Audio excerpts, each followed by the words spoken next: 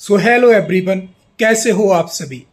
आज हम इस वीडियो में बात करने वाले हैं वो कुछ मिस्टेक्स जो एक एस्पिरेंट जो है कर बैठता है, स्पेशली एमटीएस वालों के लिए मैं ये बात करने वाला हूँ। सबसे पहली बात जो आपको ध्यान में रखनी है, सबसे पहले आपको एमटीएस के लिए सिर्फ दो ही सब्जेक्ट को अच्छे से प्रिपेयर करना है, जीएस और इंग्लिश। मतलब आपको रीजनिंग और मैथ पर टाइम वेस्ट करने की नीड नहीं है। थोड़ा बहुत पढ़ लेना कहीं से भी, थोड़ा बहुत, ठीक है। ज़्यादा ना प्रैक्टिस करने की ज़रूरत है ना कुछ करने की ज़रूरत है। जीएस और इंग्लिश ये दो आपको टारगेट करके चलने हैं। किसी भी टीचर से इन्हें पढ़िए और आराम से अपना सिलेबस जो है कंप्लीट कीजिए। एडवाइस नंबर 2, आपको चीज़ों को बार बार रिवाइज करना है, चाहे वो इंग्लिश की वोकेबलरी हो, चाहे वो इंग्लिश के ग्रामर के रूल्स हो, या फिर जीएस के कोई भी क्वेश्चन या जीएस का कोई भी चीज़ हो, वो आपको बार बार रिपीट करना है, बार बार उसको आपको रिवाइज करना है। आप वीक में एक बार तो एटलीस्ट रिवीजन करें ही करें। अगर पॉसिबल हो सकता है तो 2 बार रिवीजन करें, लेकिन कम से कम वीक में एक बार रिवीजन ज़रूरी है, मस्ट है, जो भी आपके पास लिखा है वो। तीसरी बात, जब आपका सिलेबस मोर देन 50% हो जाए, आधे से ज़्यादा हो जाए, तो आप लोग मॉक लगाना स्टार्ट कर दीजिए। मॉक बोल दूं या मैं बोल दूं, प्रीवियस ईयर के जो क्वेश्चन पेपर हैं उन्हें सॉल्व करना स्टार्ट कर दीजिए। जब आप उन्हें सॉल्व करना स्टार्ट करेंगे तो सिर्फ सॉल्व ही नहीं करना, आपको उन्हें सॉल्व करने के बाद उनका अच्छे तरीके से एनालिसिस भी करना है।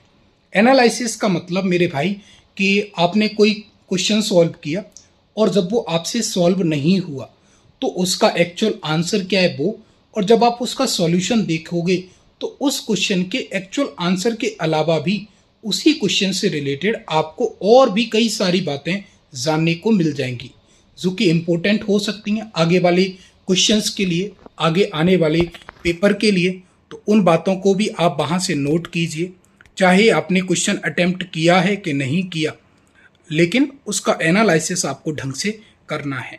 उन क्वेश्चनों का भी एनालिसिस करना भाई, जो क्वेश्चन आपने अटेम्प्ट किए, जो आपके सही निकले हैं, क्योंकि उनमें भी कुछ बातें ऐसी होती हैं जो आगे आने वाले क्वेश्चनों के लिए हेल्पफुल हो जाती हैं। बार बार रिवीजन करना है, मॉक लगा करके उनका एनालिसिस करना है।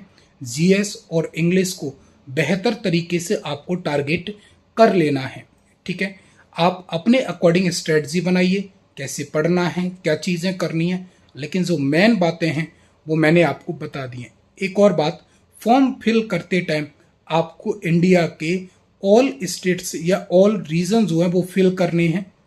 अगर आपको कहीं भी जॉब करने में कोई परेशानी नहीं है, इससे होगा क्या कि बाय चांस अगर आपके मार्क्स कम रह जाते हैं तो किसी स्टेट का कम पर जो कट ऑफ जाता है तो वहाँ पर आपके सिलेक्शन होने के चांसेस जो है हो जाएंगे।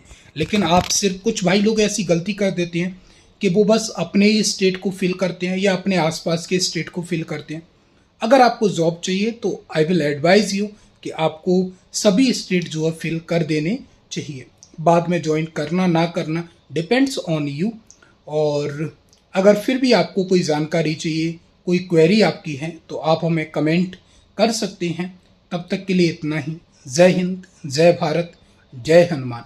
मिलते हैं नेक्स्ट वीडियो में।